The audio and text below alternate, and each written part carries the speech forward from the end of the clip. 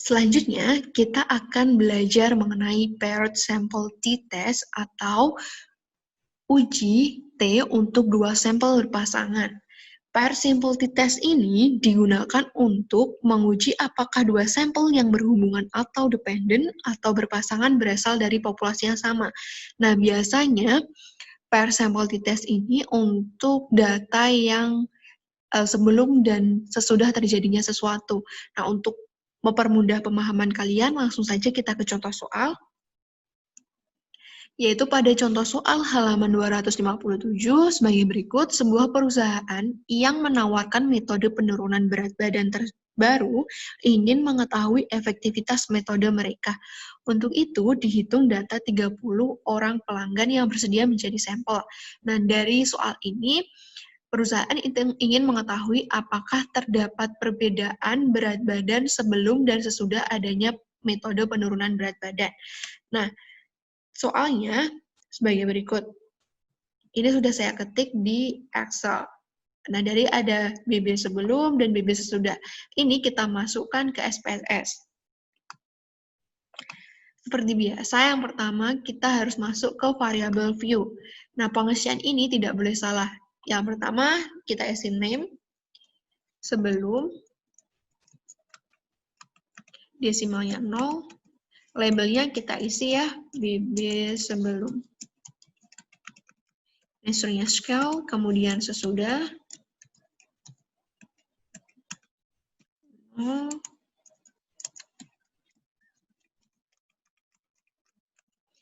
Nah, setelah jadi seperti ini, kita masuk ke data view. Kemudian kita masukkan data ini yang sudah kita ketik di Excel.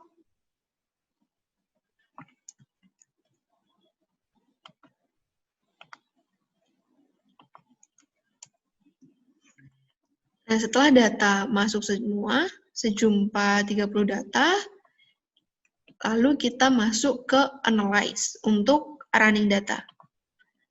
Kemudian pilih Compare Mean, kita pilih Paired Sample t-test, kemudian BB sebelum dan sesudah ini kita masukkan ke paired variable dengan cara mengeklik tanda panah. Seperti ini, kemudian yang kedua, seperti ini. Setelah masuk seperti ini, kita klik option.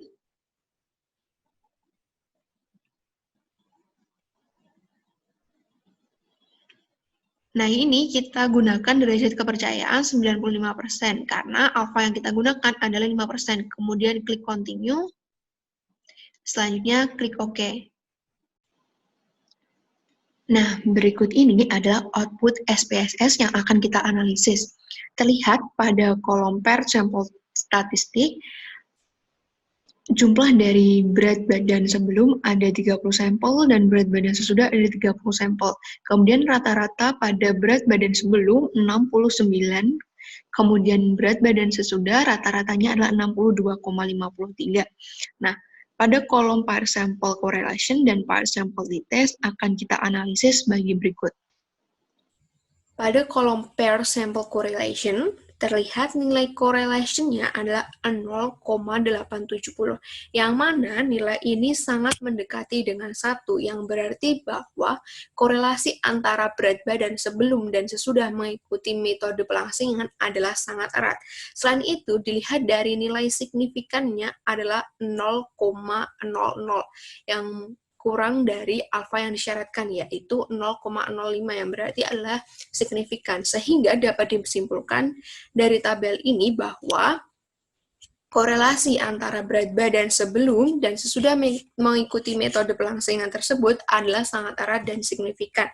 Kemudian, pada tabel paired sample test dapat disimpulkan sebagai berikut.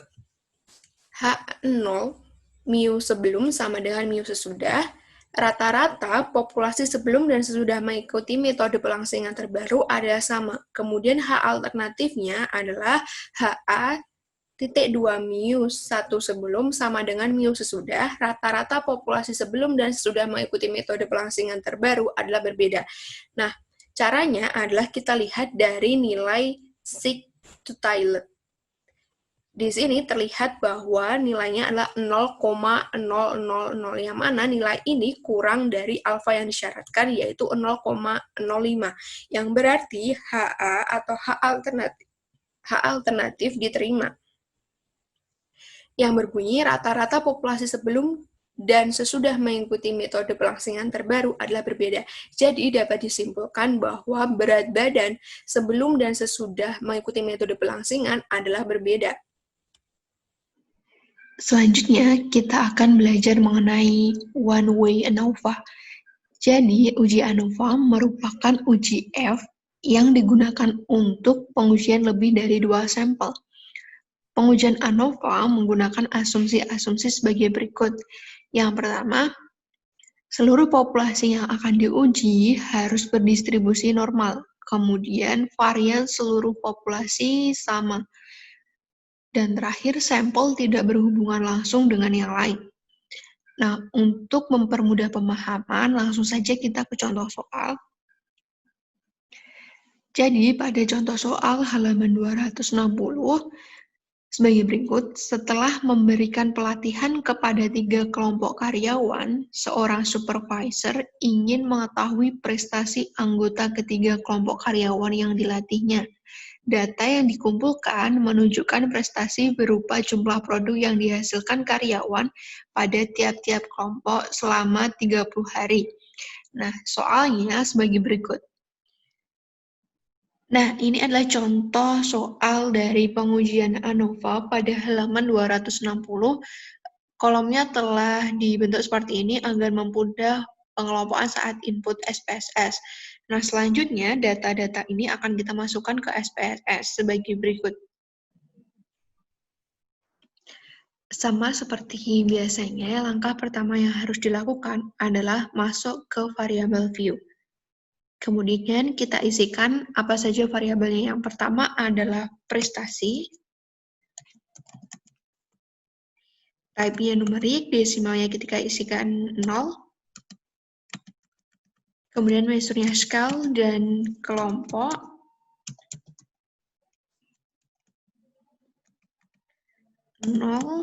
value-nya kita isi ya, karena ada 3 kelompok. Yang pertama, 1 untuk kelompok 1, kemudian 2 untuk kelompok 2, dan 3 untuk kelompok 3. Kemudian kita klik OK. Selanjutnya measure-nya kita pilih scale. Setelah seperti ini, langkah selanjutnya adalah masuk ke data view. Terus data di Excel-nya kita kopikan ke SPSS. Selanjutnya, kita running data, yaitu masuk ke Analyze, kemudian pilih Compare Means, kemudian kita pilih One Way ANOVA. Nah, dependennya kita masukkan prestasi dengan mengeklik tanda panah, kemudian kelompoknya kita masukkan ke faktor, kemudian option-nya kita klik Descriptive dan Homogeneity of Variance Test, kemudian klik OK. Pada post hoc kita pilih Turkey dan Bonferroni, kemudian Continue, selanjutnya OK. Berikut ini adalah output dari SPSS yang telah kita kerjakan tadi. Pada tabel deskriptif, terlihat pada kelompok 1 dengan jumlah sampel 30 memiliki rata-rata 43,67 dengan nilai prestasi minimalnya 36 dan prestasi maksimalnya 52. Kemudian pada kelompok kedua, jumlah sampelnya 30, rata-rata sampelnya 47,30, prestasi minimalnya 37, dan prestasi maksimalnya 55. Kemudian pada kelompok 3 terlihat jumlah sampelnya adalah 30, kemudian rata-rata sampelnya 47,80, dan nilai minimal prestasinya 40, nilai maksimal prestasinya 55. Kemudian tes homogeneity of variance dan ANOVA akan kita analisis sebagai berikut. Nah, ini analisis dari test of homogeneity of variant. Nah, pada tabel ini untuk mengetahui apakah terdapat varian yang sama antar kelompok. Yang pertama kita lakukan adalah menyusun hipotesis, di mana hipotesisnya itu H0 varian ketiga sampel sama dan H alternatif atau HA-nya varian ketiga sampel berbeda. Nah, caranya kita lihat dari nilai signifikannya. Terlihat nilai signifikan pada kolom tersebut adalah 0,191, yang mana nilai tersebut lebih besar daripada alfa yang disyaratkan 0,05, sehingga dapat disimpulkan bahwa H0 diterima, yang berbunyi varian ketiga kelompok sampel adalah sama. Jadi, varian antara kelompok 1, kelompok 2, dan kelompok 3 itu adalah sama.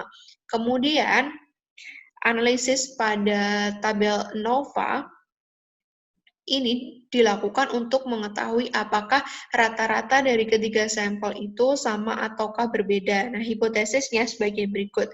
H0, rata-rata ketiga kelompok adalah sama. Kemudian H alternatif atau HA, rata-rata ketiga kelompok adalah tidak sama. Nah, caranya dengan melihat nilai signifikan. Terlihat pada tabel tersebut nilai signifikannya adalah 0,001, lebih kecil dari alfa yang disyaratkan 0,05, sehingga H alternatif atau HA diterima, yang berbunyi rata-rata ketiga kelompok adalah tidak sama. Jadi, rata-rata antara kelompok 1, kelompok 2, dan kelompok 3 adalah tidak sama atau berbeda. Nah, selain dilihat dari nilai signifikannya, dapat juga dilihat dari nilai F dengan membandingkan antara F hitung dan F tabel. Berikut ini adalah output di bagian post-hook test, yang mana post-hook test itu menunjukkan kelompok mana saja yang berbeda dan kelompok mana saja yang tidak berbeda dengan menggunakan 2K test dan Bonferroni test. Nah, terlihat pada 2K, nilai min kelompok 2 itu ada minus 3,63.